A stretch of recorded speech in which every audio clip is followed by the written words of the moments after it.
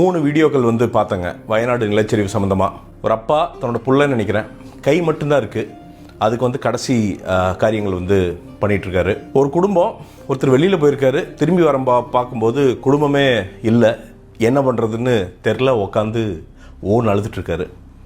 துக்கம் தாழ முடியாமல் ஒருத்தர் வந்து அந்த வெள்ளத்தோட வெள்ளமாக எட்டி உள்ளே குதிக்கிறாரு.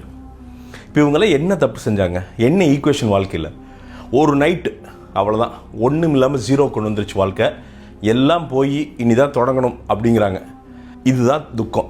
இப்போ உங்களுக்கு இருக்குல்ல, ஃப்ரெண்டு ஏமாற்றிட்டான், சொந்தக்காரன் ஏமாற்றிட்டான், கடன் ஆகி போச்சு, எனக்கு வந்து மூஞ்சி வந்து இன்னும் பிரைட் ஆகலை, இந்த மாதிரி சின்ன சின்ன மேட்டர்லாம் இருக்குல்ல, இதெல்லாம் துக்கம் கிடையாது, இதெல்லாம் பிரச்சனை கிடையாது. Okay, you can always start from 0.